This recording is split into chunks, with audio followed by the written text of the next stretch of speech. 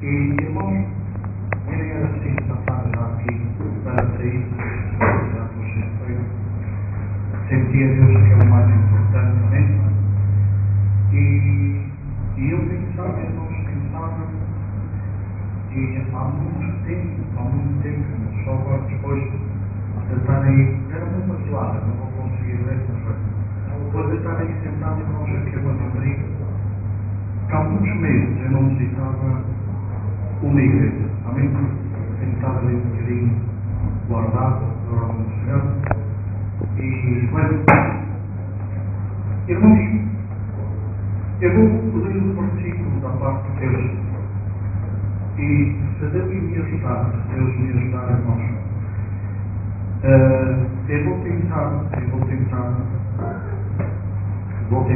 quer dizer, vou ver se Deus me dá forças. Se Deus me der forças, irmãos, eu queria falar um tema de minha igreja que é bonito e rogo ao Espírito Santo que, mentre eu esteja a pregar, que ele esteja a fazer bem à igreja. Se alguém quer ler as Escrituras, está no capítulo 27 de São Mateus, versículo 51, e diz assim: E é aqui o véu do templo rasgou-se em dois, de cima a baixo, a terra estremeceu, as rochas partiram, se abriram muitos sepulcros e muitos corpos de santo que tinham dormido levantaram-se, e saindo dos sepulcros depois da ressurreição de ele, vieram à santa cidade e apareceram a muitos. E o centurião e os que estavam lá guardando Jesus, visto o terremoto e as coisas que tinham sido feitas, temeram em grande maneira e disseram-se para si: verdadeiramente, este é o Filho de Deus. Amém e amém. Irmãos, a Bíblia diz que quando o Senhor Jesus, quando Ele está na cruz, a Bíblia diz, irmãos, que parece que quando falta frações de talvez minutos para Jesus entregar o Espírito a Deus, a Bíblia diz que parece como que o céu começa como a chorar ou a lamentar. E diz, irmãos, que parece ser que o dia começa a tornar-se noite. A Bíblia diz, irmãos, que parece que o tempo começa a mudar de um minuto para o outro. E a Bíblia diz, irmãos, que quando Jesus entrega o Espírito, diz a Bíblia, irmãos, que no templo estavam umas pessoas, porque foram estas pessoas que testemunharam desta grande verdade. Diz que o templo, irmãos, começou a estremecer. E as pessoas que estavam lá dentro diriam-se umas para as outras: o que é que está acontecendo? Será que está havendo um terremoto? E verdadeiramente os sintomas eram de um terremoto, porque foi mesmo um tremor de terra que houve, irmãos. E diz que o tremor de terra, irmãos, que foi tão poderoso,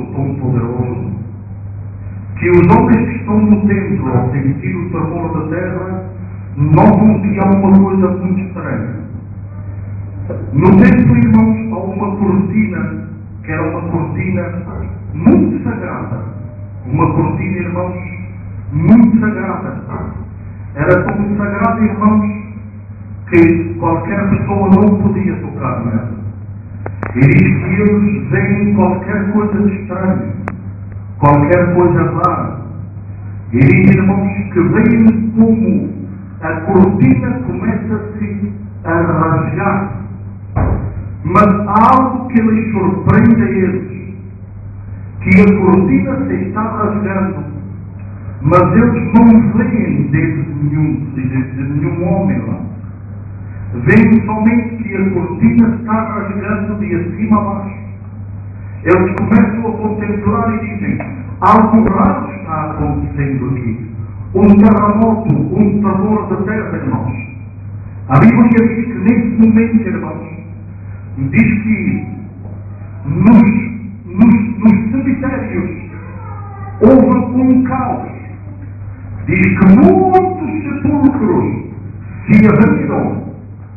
Nesse momento, irmãos, baixo esse efeito desse tremor da terra, irmãos, muitos sepulcros se abriram. E diz a Bíblia, glória ao nome do Senhor, que muitas das pessoas que estavam mortas, diz a Bíblia, que se levantaram depois da ressurreição de Cristo.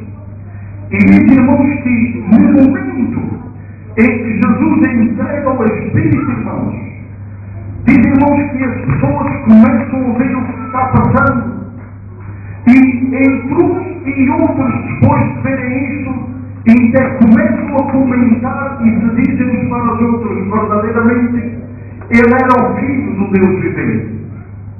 Mas a parte que mais chama a atenção deste versículo, irmãos, não é o terremoto, porque terremotos sempre houve, irmãos.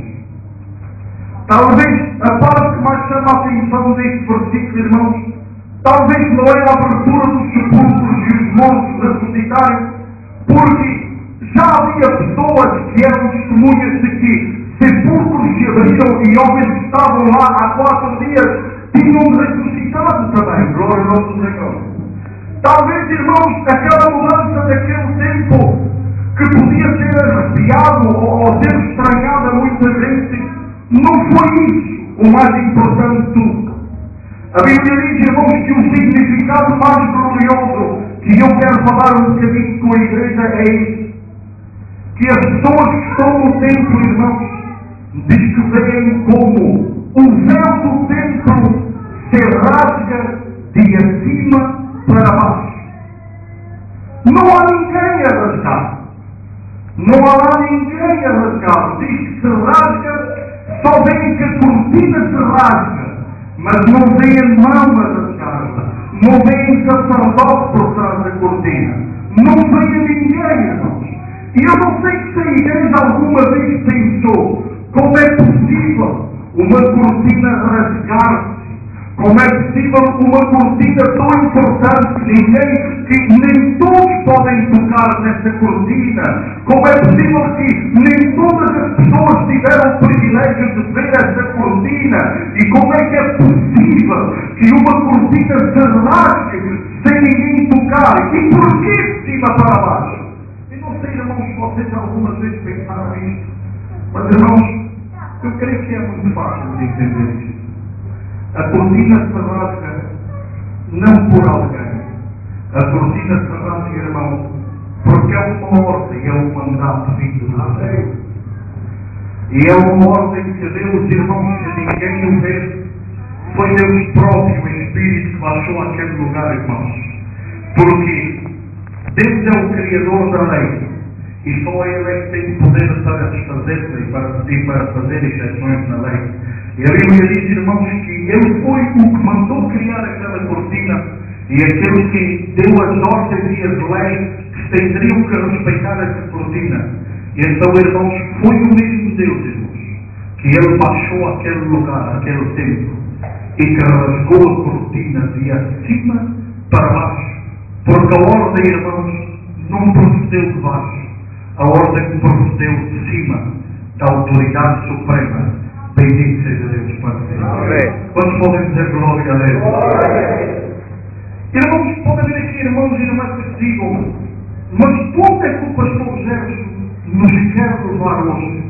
E onde é que o pastor nos quer falar um bocadinho dessa cortina?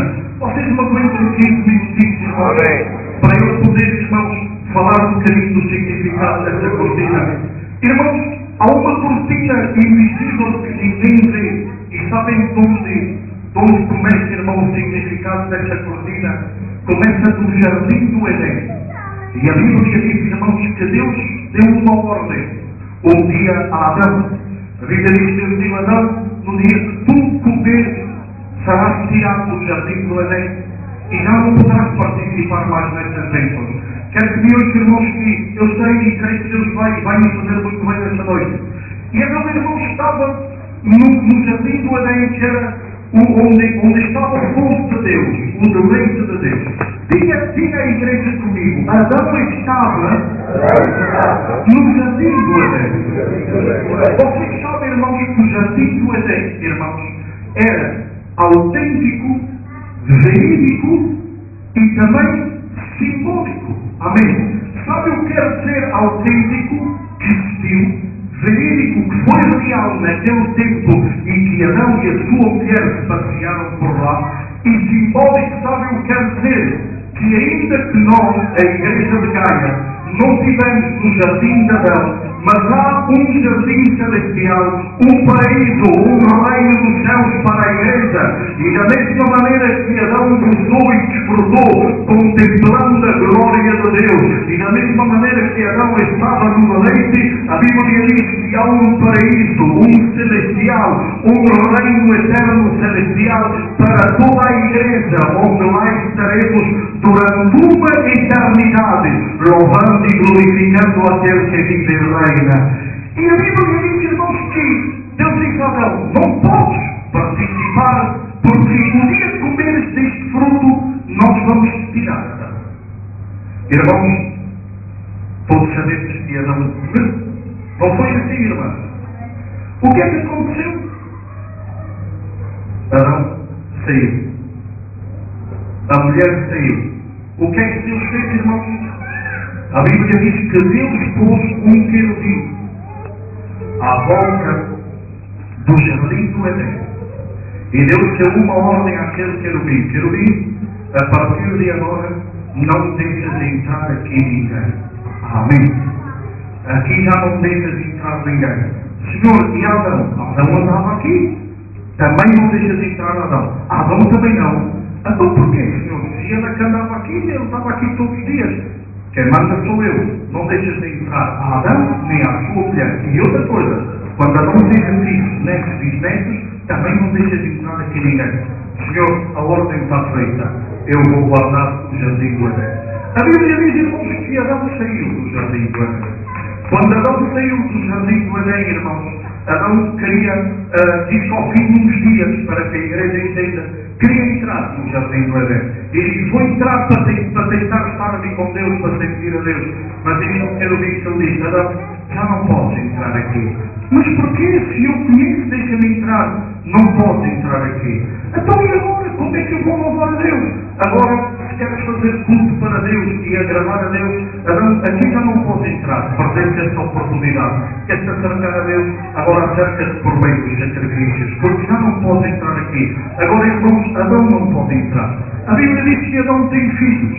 E diz que tem filhas. Quando Adão tem filhos e filhas, Adão conta a história aos seus filhos e às suas filhas. Filho, havia um jardim do Éden, era era bom, era paz. Eu passeava, eu é que pus os nomes, eu é que fiz isto. Os filhos de Adão disseram, pai, diz-nos onde está o jardim do Éden, que queremos entrar, queremos lá estar, leva-nos lá. E o pai então diz, não podes, filho, agora já ninguém pode lá entrar, agora a entrada é proibida, há lá um querubim, um protetor, já não pode entrar. Os filhos de Adão dizem, ai, quão bom seria o jardim do Éden, pai, nem sequer dá para ver. E o Adão diz, olha, acho que nem sequer dá para ver, não sei se lá numa montanha de longe posso dizer mais ou menos onde era, mas não dá para entrar, não dá para entrar. Quão bom seria esse jardim? Eu faço uma pergunta daqui a todos, quantos desejariam estar no jardim de Adão? No jardim do Éden? Quantos